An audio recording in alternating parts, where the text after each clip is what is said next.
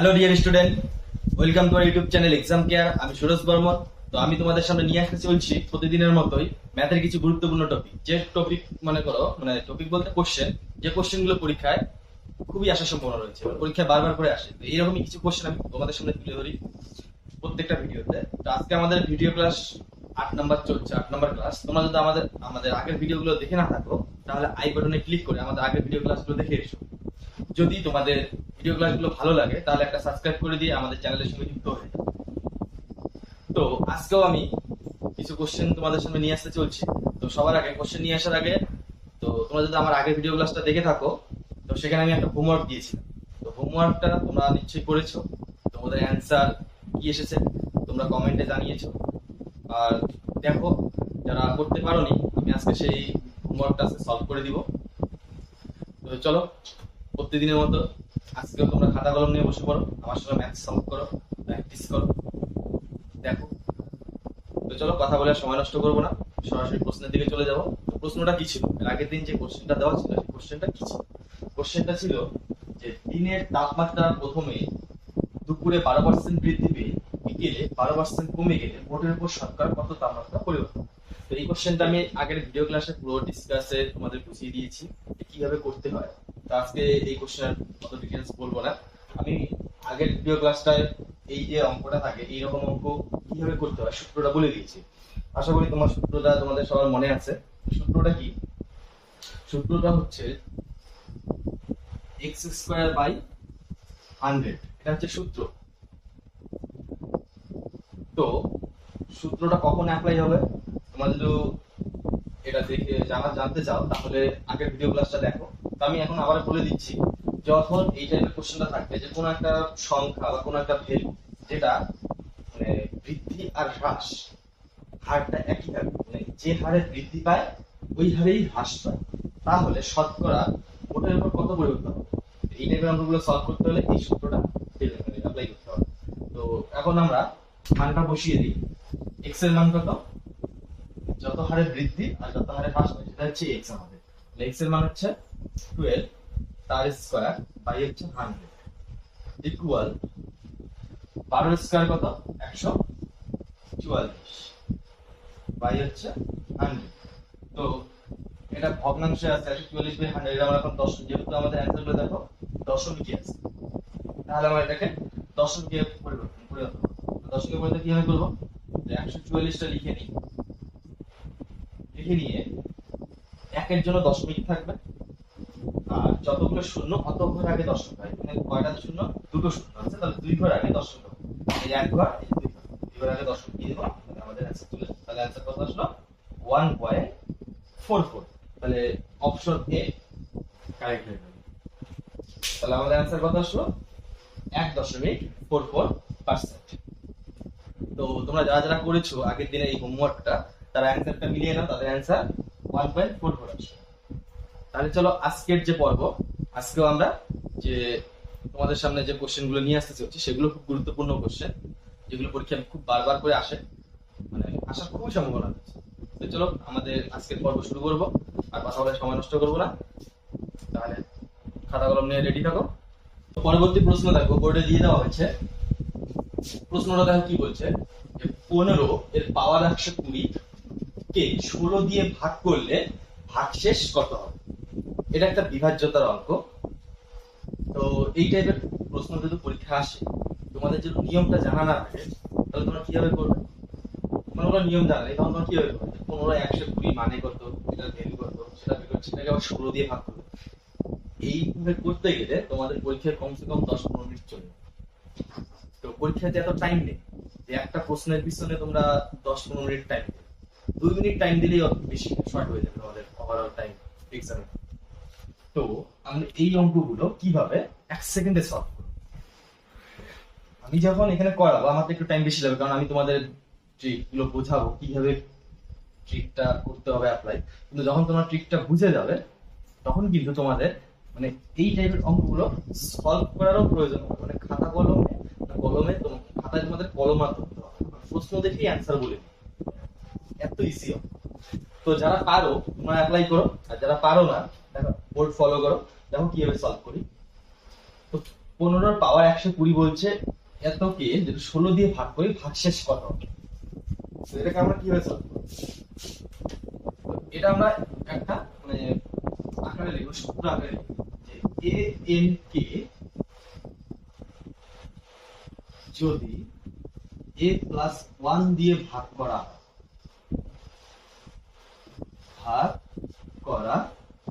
হয় তাহলে ভাগশেষ কত হবে? 1। এই কথাটা তোমাদের মনে রাখতে হবে। এখানে কি বলছে যে a টু দি পাওয়ার 1 এর পাওয়ার যখন 1 সরি এর পাওয়ার যখন n থাকবে সেটাকে যদি আমরা a প্লাস 1 মানে এই এর ভ্যালু যত থাকবে সেখানে তার সঙ্গে 1 প্লাস 1 বলে এখানে যদি 2 থাকে তাহলে এখানে 2 প্লাস 1 3 হবে, যদি এখানে 4 থাকে তাহলে 4 প্লাস 1 5 হবে। এইরকম সেটাকে দিয়ে যদি ভাগ করা হয় তাহলে ভাগশেষ কত হবে? 1। তো এই n এর n টা কত? n টা হতে হবে জোড় সংখ্যা। n কি হবে? n থাকতে হবে জোড় সংখ্যা। যখন এর ভ্যালু এখানে একটা কোন একটা নাম্বার থাকবে তার ভ্যালু তার পাওয়ার যদি জোড় সংখ্যা হয় তাহলে সেটাকে যখন a প্লাস 1 দিয়ে ভাগ করা হবে তখন তার ভাগশেষ 1 হবে। তাহলে আমরা এখানে দেখি কি আছে। দেখো এখানে a কত? 15। a হচ্ছে 15। এই 15 এর পাওয়ার কত? 120। 120 যে সংখ্যাটা এটা একটা জোড় সংখ্যা। এটা কত সংখ্যা? জোড় সংখ্যা। তাহলে সেটাকে আমরা 16 দিয়ে ভাগ করি। 16 মানে কি? এখানে a প্লাস 1 আকারে আছে। 15 16 মানে 15 এর সঙ্গে 1 যোগ করলে 16 হয়ে যায়। তাহলে আমাদের সূত্র কি রয়েছে? এর পাওয়ার n যেখানে জোড় সংখ্যা হবে তাকে যদি a প্লাস 1 দিয়ে ভাগ করা হয় তাহলে আমাদের এখানে এই সূত্র আকারে আছে যে 15 পাওয়ার জোড় সংখ্যা আছে আর 15 সঙ্গে 1 যোগ করে 16, তাহলে 16 দিয়ে ভাগ করলে ভাগশেষ কত হবে? 1 হবে। তাহলে আমাদের অপশন দেখো সি ইজ কারেক্ট। তাহলে উত্তর কত আসবে? সি। তাহলে এখন তোমরা বলো যে এই অঙ্কটা যদি পরীক্ষায় থাকে তখন কি তোমাদের কলম ধরতে হবে খাতায়? আশা করি কলম ধরতে হবে, কারণ দেখেই সলভ হয়ে যাচ্ছে। যে দেখা যাচ্ছে 15 পাওয়ার কত? 120 জোড় সংখ্যা, কত দিয়ে ভাগ? 1 প্লাস 15 প্লাস 1 তার মানে কি 16। তাহলে 15 পাওয়ার যে জোড় সংখ্যা 16 দিয়ে ভাগ, তার মানে ভাগশেষ কত হবে? 1 হবে। এখানে আরেকটা কথা, যদি 15 পাওয়ারটা জোড় সংখ্যা না হয়ে বিজোড় সংখ্যা হতো, মনে করো 15 পাওয়ার 121 সেটাকে 16 দিয়ে ভাগ, তখন কি? এখানে অ্যান্সার 1 হবে। এখন যদি বলি যে এখানে জোড় সংখ্যা না হয়ে যদি বিজোড় সংখ্যা তাহলে ভাগশেষ কত? এখানে দেখো এটা হচ্ছে a প্লাস 1 আকারে আছে, এই আকারেই থাকতে হবে। আর এই পাওয়ারটা যদি বিজোড় হয়, পাওয়ার যদি বিজোড় হয় আর a প্লাস 1 মানে এখানে 15 রয়েছে 16 দিয়ে ভাগ, তখন ভাগশেষ কত? তখন ভাগশেষ এই এর মান যত সেটা হবে। তাহলে এখানে ভাগশেষ কত হবে? এখানে ভাগশেষ হবে 15। বুঝা গেল? তাহলে আরেকবার বলে দিচ্ছি, এই টাইপের অঙ্কগুলো আসলে তোমাদের কি লিখতে হবে যে a কত রয়েছে, কত দিয়ে ভাগ? a প্লাস 1 দিয়ে ভাগ, এবং এর পাওয়ার কত রয়েছে? এর পাওয়ার যদি জোড় থাকে এবং a প্লাস 1 সংখ্যাটা দিয়ে যদি ভাগ করা হয় তখন ভাগশেষ কত হবে? 1 হবে। আর এর পাওয়ার যদি বিজোড় সংখ্যা হয় এবং ভাগ যদি a প্লাস 1 সংখ্যা দিয়ে হয় তখন ভাগশেষ কত হবে? তখন ভাগশেষ হবে a যত রয়েছে কত হবে? ভাগশেষ মানে এর ভ্যালু যত সেটা হবে ভাগশেষ। তাহলে চলো পরবর্তী প্রশ্নের দিকে যাবো। আশা করি এই টাইপের অঙ্ক নিয়ে তোমাদের কোনো সমস্যা থাকবে না। চলো পরবর্তী প্রশ্নে যাবো। দেখো পরবর্তী প্রশ্ন বোর্ডে চলে এসেছে। প্রশ্নটা কি? যে দুটি সংখ্যার সমষ্টি 216 এবং তাদের গসাগু যদি 27 হয় তাহলে সম্ভাব্য মানে কতগুলি সংখ্যা জোড় পাওয়া যায়?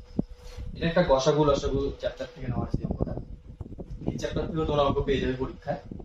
তো তোমরা যারা পারো সলভ করো, যারা পারো না বোর্ড দেখো। এই অঙ্ক এই টাইপের অঙ্কগুলো থাকলে কি হবে? সলভ গসাগু লসাগু অনেক টাইপের অঙ্ক হয়। তো আমরা প্রত্যেকটা ভিডিওতে বিভিন্ন টাইপের অঙ্কগুলো তুলে ধরবো প্রত্যেকটা চ্যাপ্টার। তো একবারে তো একটা ভিডিওতে সব টাইপের অঙ্ক তুলে ধরা যায় না। তো আমরা প্রত্যেকটা ভিডিওতে প্রত্যেকটা চ্যাপ্টার থেকে বিভিন্ন টাইপের অঙ্ক তোমাদের সামনে নিয়ে আসবো। এই জন্য তোমাদেরকে প্রতিদিন আমাদের ভিডিও দেখতে হবে, আমাদের ভিডিওর সঙ্গে লেগে থাকতে হবে, আমাদের সঙ্গে ক্লাস করতে হবে এবং আমাদের সাথে তোমাদেরকেও প্র্যাকটিস করতে হবে। তো চলো এই অঙ্কটা প্র্যাকটিস করি, সলভ করি, কত অ্যান্সার আসে। তো এবার কিভাবে সলভ করে দেখো, দুটি সংখ্যার সমষ্টি 216 এবং গসাগু 27 হচ্ছে। তো আমাদেরকে এখানে সংখ্যা দুটি জানি, আমরা এটা একটা সংখ্যা, এটা একটা সংখ্যা, সংখ্যা দুটো কি জানি। তো সম্ভাব্য কতগুলি সংখ্যা জোড় পাওয়া যাবে সেটা বের করতে হচ্ছে। এটা বের করতে হলে আমাদের প্রথমে এই সংখ্যা দুটির অনুপাতের যে অনুপাত, সংখ্যা দুটির যে অনুপাত হবে সেই অনুপাতের যোগফল বের করতে হবে। সংখ্যা দুটির অনুপাতে যে পদ দুটো রয়েছে সংখ্যা দুটি, সেই পদ দুটির অনুপাতের যোগফল করতে হবে। সেই যোগফলটা কিভাবে বের করবো? যোগফল বের করার সূত্র হচ্ছে সংখ্যা দুটির যে সমষ্টি দেওয়া রয়েছে, সমষ্টি কত 216, সেই সমষ্টিকে যদি আমরা গসাগু দিয়ে ভাগ করি 27, তাহলে 27 দিয়ে 216 কে ভাগ করলে কত হয়? 27 তো 249, 8 দিয়ে দেব, 27 হাতে বাদ, তাহলে কত হবে? 8। এই 8 হচ্ছে কত বলো দিন? এই 8 হচ্ছে যে সংখ্যা দুটো যে থাকবে সেই সংখ্যা দুটো যদি আমরা অনুপাত করি, সেই অনুপাতের পদের যোগফল, যোগফল কত হবে? 8। তাহলে সংখ্যা দুটো অনুপাতের পদের যোগফল আমরা পেয়ে গেলাম। অনুপাতের পদ দুটি যোগফল হবে 8। তো এখানে 8 থেকে আমরা কিভাবে বের করব কতগুলি সংখ্যা জোড় পাওয়া যাবে? তো এখানে এখন আমাদের যে 8 সংখ্যাটা কিভাবে আসতে পারে, মানে পরস্পর মৌলিক জোড় সংখ্যা বুঝতে হবে আমাদের। পরস্পর মৌলিক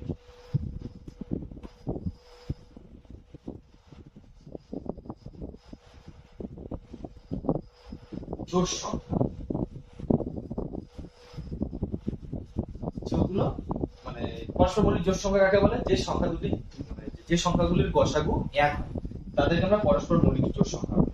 তাহলে মনে করো 1 আর 7 যোগ করলে 8 পাই, 2 আর 6 যোগ করলে 8 পাবো, 3 আর 5 যোগ করলে 8 পাবো,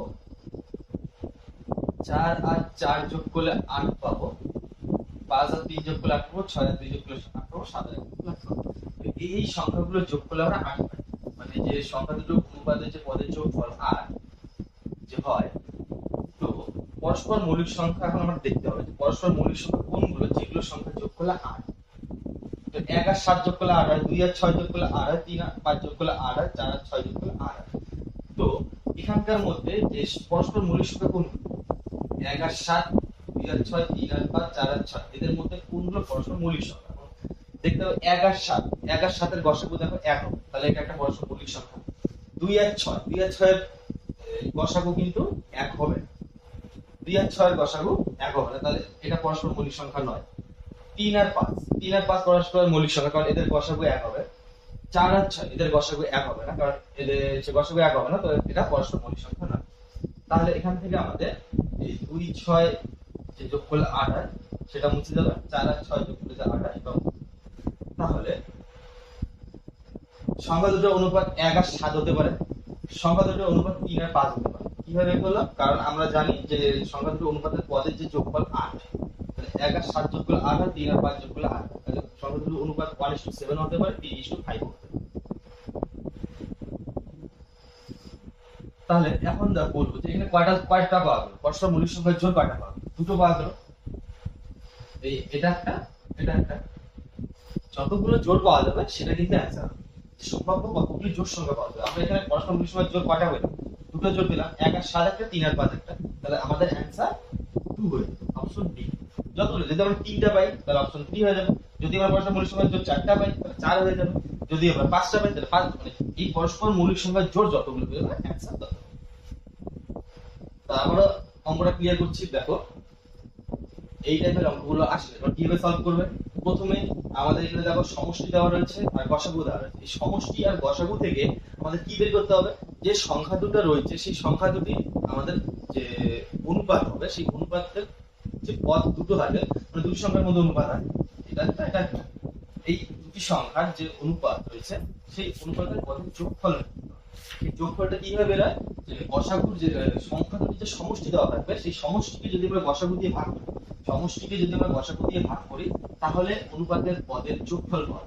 তাহলে আমরা এখানে ভাগ করে কত আসলো? 8 আসলো। 8 পেয়ে গেলাম। এখন আমাদের বের করতে হবে যে কোন কোন সংখ্যাগুলি যোগ করলে 8, কারণ যে অনুপাতের পদের যোগফল 8, তাহলে এখানে কোন কোন সংখ্যা হতে পারে, এখানে কোন কোন সংখ্যা হতে পারে যেটা যোগ করলে আমাদের 8 আসবে। তো সেটা কিভাবে বের করব, আমাদের পরস্পর মৌলিক জোড় সংখ্যা বের করতে হবে। যে পরস্পর মৌলিক সংখ্যাগুলি তুই কি, পরস্পর মৌলিক সংখ্যা কাকে বলে, যে সংখ্যাগুলি গসাগু 1 তাদেরকে আমরা পরস্পর মৌলিক সংখ্যা। তো আমরা এখানে সেরকম কিছু সংখ্যা লিখে নিয়েছিলাম যেগুলো সংখ্যা যোগ করলে 8, 1 আর 7 যোগ করলে 8 হয়, 2 আর 6 যোগ করলে 8 হয়, 3 আর 5 যোগ করলে 8 হয়, 4 আর 4 যোগ করলে 8 হয়। তো আমরা সেই সংখ্যাগুলি নিব যেগুলো পরস্পর মৌলিক সংখ্যা। কারণ এখানে দেখো 1 আর 7 নিয়েছি, কারণ এই 1 আর 7 এই দুটো পরস্পর মৌলিক সংখ্যা। 4 আর 4 নিলাম না কেন, কারণ 4 আর 4 এর গসাগু 1 হয়, তার জন্য 4 আর 4 আমরা পরস্পর মৌলিক সংখ্যা বলি। 6 আর 2 দিলাম না কেন, 6 আর 2 এর গসাগু 1 হয়, এই জন্য 6 আর 2 কে আমরা পরস্পর মৌলিক সংখ্যা বলতে পারি। এখানে সেই সংখ্যাগুলি নিব যেগুলো পরস্পর মৌলিক সংখ্যা। তাহলে 1 আর 7 পরস্পর মৌলিক সংখ্যা, 3 আর 5 পরস্পর মৌলিক সংখ্যা, এবং এই দুটো সংখ্যা যোগ করলে 8 হয়, এই দুটো সংখ্যা যোগ করলে 8 হয়। তাহলে এখানে যে সংখ্যা দুটো অনুপাত 1 আর 7 ও হতে পারে, 1 আর 7 হতে পারে, তারপর হচ্ছে 3 আর 5 ও হতে পারে। 3 আর 5 সংখ্যা দুটো অনুপাত 3 5 ও হতে পারে, সংখ্যা দুটো অনুপাত 1:7 ও হতে পারে, আর এগুলো যোগ করলে দেখো 8 আসে। আর আমরা সংখ্যা দুটির যে অনুপাতের পদের যোগফল আমরা সমষ্টিকে গসাগু দিয়ে ভাগ করে বের করি, যোগ করলে 8। তাহলে আমাদের এখানে কত জোড়া হতে পারে, 2 জোড়া। যে সম্ভাব্য কতগুলি সংখ্যা জোড়া পাওয়া যাবে, তো আমরা এখানে দুটো জোড়া পেতে পারি, মানে দুটো সংখ্যা জোড়া পেতে পারি যেগুলো সংখ্যার সমষ্টি 216 হবে এবং গসাগু 27 হবে। তাহলে চলো পরবর্তী প্রশ্নের দিকে এগোবো। পরবর্তী প্রশ্ন দেখো আমরা বোর্ডে দিয়ে দিয়েছি, এটা একটা অনুপাতের অঙ্ক। অঙ্কটা কি বলছে, 4x - 3y 2x + 3y = 1:3 হলে এখান থেকে আমাদের x:y কত হবে। অপশনে কি রয়েছে, 2:3, 6:5, 5:6, 4:3। তো এটা আমরা কিভাবে সলভ করব, এটা একটা সোজা অঙ্ক, অনুপাতের একদম ইজি অঙ্ক। তো তোমরা সলভ করো, ট্রাই করো, আমিও ট্রাই করছি, শেষে অ্যানসার মিলিয়ে নেবে। যারা পারবে না বোর্ড ফলো করে দেখো এটা কিভাবে সলভ হবে। এখানে ইস টু এটা আমার ইকুয়াল এটা, তো এটা বা এটাকে আমরা ইস টু মানে বাই, এটা আমরা বাই আকারে লিখে নিব। 4x - 3y বাই হচ্ছে 2x + 3y ইকুয়াল, এখানে 1:3 আছে, এটাকে বাই আকারে লিখে নিব 1/3। এখন কি করব, মাঝখানে সমান সমান আছে, এদিকে উপর নিচে, এদিকে উপর নিচে ভগ্নাংশ আকারে আছে, তো এখানে আমরা কোণাগুণি বজ্র গুণন করব। 3 দিয়ে এটাকে, 1 দিয়ে এটাকে, 3 দিয়ে এটাকে গুণ করে নিই, বা 3 দিয়ে যেটা আমরা গুণ করি, 3 4 12 x - 3 3 9 y ইকুয়াল 1 দিয়ে গুণ করলে 2x + 3y। এবারে আমরা কি করব, x আর x একদিকে করব, y টা একদিকে করব। তাহলে বা 12x - 2x = plus 3y + 9y। তো এখানে দেখো চিহ্ন চেঞ্জ হয়ে যাচ্ছে, 12x থাকলো, এদিকে 2x এদিকে প্লাস ছিল, এখানে দেখো মাইনাস হয়ে গেছে। কেন হলো, কারণ এখানে মাঝখানে দেখো সমান সমান রয়েছে, যখন সমান সমানটা মাঝখানে থাকে, এদিক থেকে যখন এদিকে সংখ্যা আসে বা এই পাশ থেকে যখন ওপাশে সংখ্যা যায়, তখন চিহ্ন চেঞ্জ হয়ে যায়, প্লাসটা মাইনাস হয়ে যায়, মাইনাসটা প্লাস হয়ে যায়, ভাগ থাকলে গুণ হয়ে যাবে, এদিকে দিলে গুণ আকারে, ভাগ আকারে হয়ে যাবে, বাই হয়ে যাবে, বাই আকারে থাকলে গুণ আকারে হয়ে যায়। তো এখান থেকে এটা দুটো এখন x, এদিকে দুটো y, তো আমরা এদিকে মাইনাস প্লাস করে নিতে পারি, বা 12x থেকে 2x মাইনাস করলে কত হবে, 10x ইকুয়াল 9 আর 3 প্লাস করলে 12y। তাহলে x 10 আর 12y, এখান থেকে বা x বাই যেহেতু আমরা y করি, তাহলে কত হবে 12/10। 10 এর সাথে এদিকে দেখো x গুণ আকারে আছে, তাহলে এদিকে আমরা সেইভাবে লিখবো যে কোণাগুণি মাঝখানে যদি সমান সমান থাকে, তাহলে কি হয়, বজ্র গুণ নয়, সেই আকারে লিখে দিব যে ভ্যালুটা যেন ঠিক থাকে। এই x এর সাথে এদিকে 10 গুণ হবে, তাহলে 10x হয়ে যাবে, y এর সাথে এদিকে 12 গুণ হয়ে যাবে, 12y হবে। তোমরা যদি 10 বাই, যদি তোমরা এইভাবে লেখো যে x বাই y লিখে, তোমরা যদি লেখো যে x এর পাশে 10, তাহলে এখানে 10 লিখে দেই, y এর পাশে 12, তাহলে এখানে 12 লিখি, তাহলে কিন্তু ভুল হয়ে যাবে, কারণ এটা মানে কত হয়ে যাচ্ছে বলো দেখি, কোণাগুণি গুণ করলে 12x ইকুয়াল 10y হয়ে যাচ্ছে, তাহলে মানটা চেঞ্জ হয়ে যাচ্ছে। এইভাবে লিখলে কিন্তু ভুল হবে, আমাদের এইভাবে লিখতে হবে যে 10x আর 2xy যেন মানটা ঠিক থাকে। x বাই y লিখলাম, x এর সাথে 10 গুণ, তাহলে 10টা দিকে নিচে থাকবে, y এর সাথে 12 গুণ, y টা 12টা উপরে যাবে। তাহলে এখন এখানে আমরা কাটাকাটি করব, 2 দিয়ে কাটাকাটি করলে কত হবে, 2 দিয়ে 6 দুগুণে 12, 5 দুগুণে 10, তাহলে x বাই y ইকুয়াল 6/5 আসে। তাহলে আমরা বাই এখানে পেয়ে গেলাম, আমাদের ইস্টু আকারে চেয়েছে, তাহলে x বাই y মানে হচ্ছে বাইটাকে এখন ইস্টু করে দেবো, তাহলে বাইটা যদি ইস্টু করি তাহলে x:y হয়ে যাবে ইকুয়াল, তাহলে 6/5 রয়েছে, সেটাকে এখন ইস্টু করে দিই, 6:5 হয়ে যাবে। তাহলে আমাদের অ্যান্সার কত, x/y ইকুয়াল কত, x/y মান চেয়েছে, তাহলে 6:5। অ্যান্সার দেখো অপশন বি ইজ কারেক্ট, 6:5। তাহলে চলো পরবর্তী প্রশ্নে এগোবো। তো পরবর্তী প্রশ্ন দেখো কি দেওয়া হলো। প্রশ্নে বলছে যে এ বি সি তিনজন অংশীদারের কোন ব্যবসাতে নিয়োজিত মূলধনের অনুপাত হচ্ছে 5:6:4 এবং তাদের নিয়োজিত সময়ের অনুপাত 3:4:5 হলে তাদের লাভাংশের অনুপাত। এটা একটা অংশীদারি ব্যবসা করার অঙ্ক। তো এই টাইপের অঙ্কগুলো আমরা কিভাবে সলভ করব, তোমরা যারা পারো তো সলভ করো, অপশন রয়েছে, অ্যান্সার দেখো, মিলিয়ে নাও। আর যারা পারবে না বোর্ড ফলো করো। তো তিনজন এখানে অংশীদারের ব্যবসা শুরু করছে, তিনজনের মূলধনের অনুপাত দেওয়া রয়েছে, তিনজনের মূলধনের যে সময়টা, যে সময় পর্যন্ত থাকবে সেই সময়ের অনুপাতটা দেওয়া রয়েছে। তাহলে লাভাংশের অনুপাত কত হবে? এই টাইপের অঙ্কগুলো আমি কি করতে দেখো, যে আমাদের তো এই যে অনুপাতটা রয়েছে মূলধনের অনুপাত আর সময়ের অনুপাত, মূলধনের অনুপাত C1:C2:C3 আর সময়ের অনুপাত T1:T2:T3। মানে C1 মানে এই অনুপাতটা আর কি 5:6:4, যত অনুপাতটা দেওয়া থাকবে একজনের অনুপাত দ্বিতীয় জনের অনুপাত, মানে একজনের দ্বিতীয় জনের তৃতীয় জনের, তাদের পরিমাণের অনুপাত, তাদের সময়, প্রথম জনের সময়, দ্বিতীয় জনের সময়, তৃতীয় জনের সময় অনুপাত। তো এটা যদি থাকে, এখান থেকে আমরা লাভ্যাংশের অনুপাতটা কিভাবে বের করব? তাহলে কি হবে, এই যে এই দুটো গুণন এই দুটো গুণন এই দুটো গুণন, মানে C1T1:C2:T2:C3 মানে C1T1 গুণন হয়ে যাবে C2T2 গুণন হয়ে যাবে C3T3 গুণন। তাহলে এই যে অনুপাতটা আসবে এটাই হচ্ছে লাভ্যাংশের অনুপাত। তাহলে আমরা এই হিসাবে আমরা এটাকে সাজিয়ে অঙ্কে যে বলছে, তাহলে অঙ্কে ABC এর অনুপাত, মূলধন অনুপাত কত, 5:6:4 মূলধনের অনুপাত। তাদের সময়ের অনুপাত কত, 3:4:5। তাহলে এখান থেকে আমরা লাভ্যাংশের অনুপাত কিভাবে বের করবো, এই যে এগুলো গুণন হয়ে যাবে। তাহলে 5 আর 3 গুণ করলে 3×5=15, 6 আর 4 গুণ করলে 4×6=24, 4 আর 5 গুণ করলে 4×4=20। তাহলে তাদের লাভ্যাংশ অনুপাত কত হবে, 15:24:20। বুঝা গেল? আবার বলছি, এই টাইপের অঙ্কগুলো থাকলে কিভাবে সলভ হবে, তাদের যে মূলধনের যে অনুপাতটা দেওয়া থাকবে সেটা লিখে নিব, এবং তাদের যে মূলধনটা যে সময়, যে মানে যতটুকু পর্যন্ত সময় তাদের নিয়োজিত থাকবে তাদের মূলধন, সেই সময়ের অনুপাতটা থাকবে, সেই সময়ের অনুপাতটা লিখে নিব নিচে নিচে নিচে নিচে লিখে নিয়ে। তো প্রথম জনের মূলধনের অনুপাত, মানে প্রথম জনের যে মূলধন থাকবে আর সেই মূলধনটা কতটুকু সময় পর্যন্ত থাকবে সেটা গুণ করে দেবো। এটা হচ্ছে প্রথম জনের মূলধন এবং সেই মূলধনটা এতটুকু সময় পর্যন্ত থাকবে। দ্বিতীয় জনের মূলধন, দ্বিতীয় জনের সময়, তৃতীয় জনের মূলধন, তৃতীয় জনের সময়। তো সময় আর মূলধনটা গুণ করে দিলে পরপর তাদের তিনজনের যে লাভ্যাংশ অনুপাত সেটা পেয়ে যাবে। তাহলে আমাদের অপশন দেখো কি রয়েছে, 15:24:20 কোথায় রয়েছে, অপশন এ 15:24:20। তাহলে আমাদের অপশন এ ইজ কারেক্ট। তাহলে যারা নিজেরা ট্রাই করেছিলেন, সলভ করছিলেন, তাদের অ্যান্সার অপশন এ হবে। আর যারা অঙ্কটা দেখে যাদের মাথা ঘুরিয়ে গিয়েছিল, তো আশা করি আর কোনো বোঝার বাকি থাকবে না।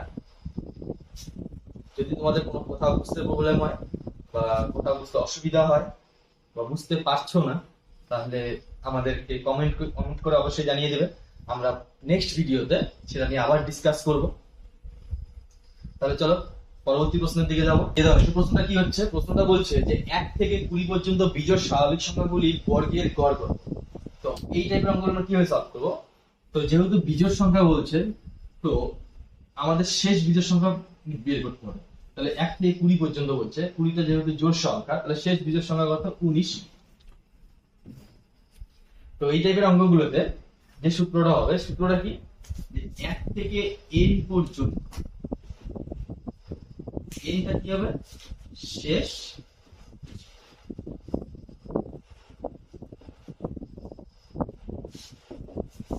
বিজোড় সংখ্যা। এই nটা কি, শেষ বিজোড় সংখ্যা।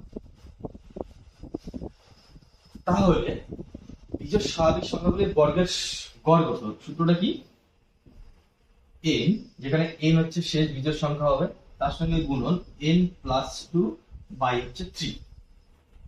এখন তোমাদের পরীক্ষায় মনে রাখবে যে শুরুটা 1 থেকে হবে, আর এখানে যেমন শেষটা আমি 19 করেছি শেষ বিজোড় সংখ্যা, তো তো পরীক্ষায় যেহেতু দেখবে যে কোন সংখ্যা দেওয়া আছে, 19 না দিয়ে 21 থাকতে পারে, 23 থাকতে পারে, বিজোড় সংখ্যা থাকে। এখন বিজোড় সংখ্যা না দিয়ে যদি জোড় সংখ্যা দেয়, যে 1 থেকে 40 পর্যন্ত, 1 থেকে 30 পর্যন্ত, তখন আমাদের কি করে দিতে হবে, যে শেষ বিজোড় সংখ্যা কত সেটা বের করে দিতে হবে। 30 পর্যন্ত 30 এর আগের সংখ্যাটা বিজোড়, 40 দিলে 40 এর আগের সংখ্যাটা বিজোড়।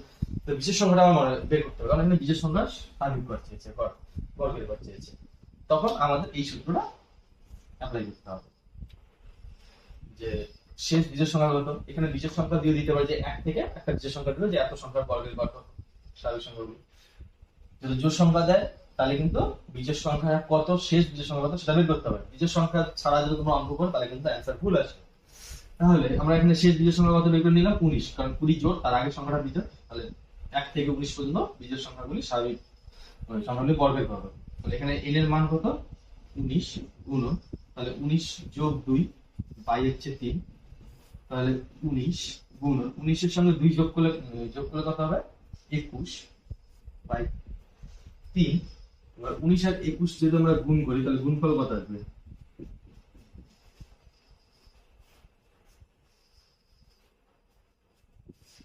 399 বাই 3। তো এটাকে যদি আমরা 3 দিয়ে কেটে দিই, 3 আর 3, 3 দিয়ে কেটে 3 দিয়ে কেটে, তাহলে কত আসলে आंसर 133। তাহলে আমাদের आंसर কিন্তু চলে আসছে। যে 1 থেকে 20 পর্যন্ত বিজোড় স্বাভাবিক সংখ্যাগুলির বর্গের গড় কত, তাহলে বর্গের গড় কত হবে, 133। তাহলে আমাদের आंसर দেখো option C, 133। Option C is correct. তাহলে তোমরা যারা পারো তারা তো পারোই, তাই বলে এই না যে তোমরা পারো দেখে আর প্র্যাকটিস করবে না, অঙ্ক আর করার দরকার নেই, তুমি অঙ্ক পারো তাহলে কিন্তু হবে। পারলেও তোমাদের অঙ্ক ভালো প্র্যাকটিস, তাহলেই নিয়ম মনে থাকবে। তোমরা যদি পারো বলে ছেড়ে দাও তাহলে দেখবে আজকে পারো, পরের দিন পারো, 2 দিন পারো, 3 দিন পারো, 4 দিনের দিন পর নিয়ম ভুলে যাবে। একসঙ্গে অনেক নিয়ম যখন মানে অঙ্ক দেখে মাথা ঘুরিয়ে যাবে তখন আর নিয়ম মাথায় আসবে। প্র্যাকটিস না থাকলে কোনো নিয়ম মনে থাকে।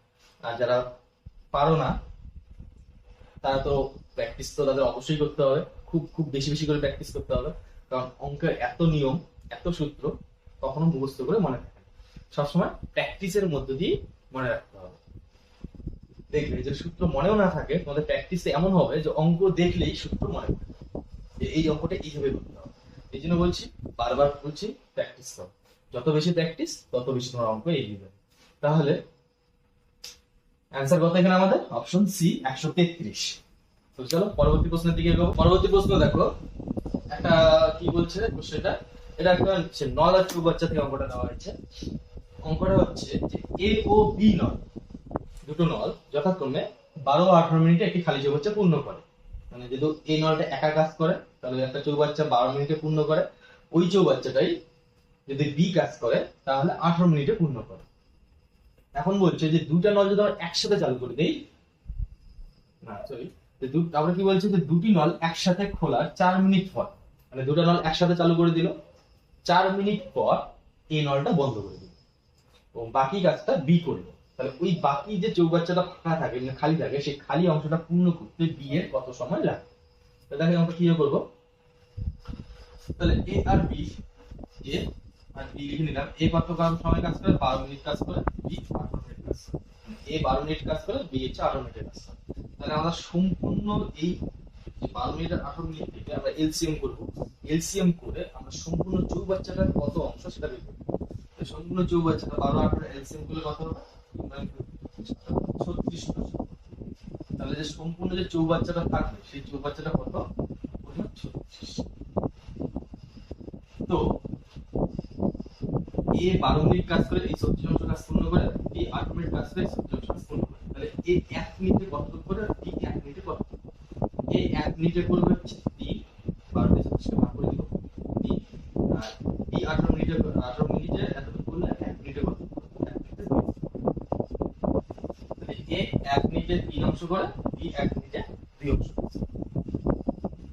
এবার বলছে যে দুটি নল একসাথে করে 4 মিনিট পর, মানে দুটো নল একসঙ্গে কতটুকু কাজ করছে, 4 মিনিট পর্যন্ত তারা একসঙ্গে কাজ করছে। 4 মিনিট পরে কিন্তু একটা নল বন্ধ করছে, তাহলে 4 মিনিট পর্যন্ত তারা দুজন একসঙ্গে কাজ করছে। তাহলে 4 মিনিটে তারা কতটুকু কাজ করে, 4 মিনিটে তারা, এ যদি 1 মিনিটে 3 করে, বি 1 মিনিটে 2 করে, তারা দুজন যদি একসঙ্গে কাজ করে তাহলে দুজন একসঙ্গে 1 মিনিটে কতটুকু, 5 করবে। 3 জন 1 মিনিটে কতটুকু, 5 করবে। এ আর বি দুইজন একসাথে 1 মিনিটে কত অংশ কাজ করলো? 5। তারা একসাথে কতটুকু কাজ করছিল? কত মিনিট কাজ করলো? 4 মিনিট। 1 মিনিটে যদি 5 করে 4 মিনিটে কত হবে? গুণন 20। তারা দুজন একসাথে কতটুকু কাজ করবে? 20। তাহলে টোটালটা 36, আর দুজন একসাথে এতটুকু কাজ করবে। এতটুকু কত? 20। টোটালটা যদি 36 হয়, তাহলে তারা দুজন একসঙ্গে 4 মিনিট কাজ করছে। তারা 4 মিনিটে 20 পর্যন্ত কাজ করছে, মানে 20 পর্যন্ত যোজনা পূরণ করছে। এই বাকি কাজটা কি করলো? একা এই নল বন্ধ করে দেওয়া হয়েছে, তারপরে এই নলটা বন্ধ করে দেওয়া হলো। এই বাকি কাজটা কিন্তু বি একা করছে। এই 20 যে কাজটা করছে, এখানে কিন্তু এ আর বি দুজন একসঙ্গে আছে, দুজন একসঙ্গে কাজ করছিল এই 20 পর্যন্ত। এই বাকি কতটুকু থাকে? সেই বাকি কাজটা বি করছে। এই বাকি কতটুকু কাজ সেটা বি করে নিব। তাহলে টোটালটা 36 হলে 20 পর্যন্ত কাজ হয়ে গেল, তাহলে বাকি কত দেবে? 6 এর থেকে গেলে 1 16। বাকি থাকে কত? 16 অংশ কাজ। এই 16 অংশ কাজটা বি কিন্তু একা করছে। তাহলে বি একা 1 মিনিটে কতটুকু করে? বি একা 1 মিনিটে 2 অংশ কাজ করে। তাহলে আমাদের কাজ আছে এখন 16।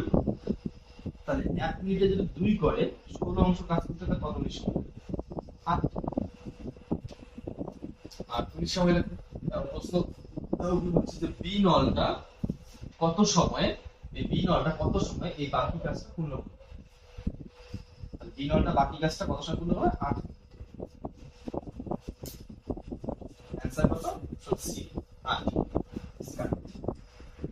তাহলে যাদের অঙ্কটা দেখে প্রথমেই ঘাবড়ে গিয়েছিলে, অতটা কিন্তু কঠিন কঠিন অঙ্ক না, ইজি অঙ্ক।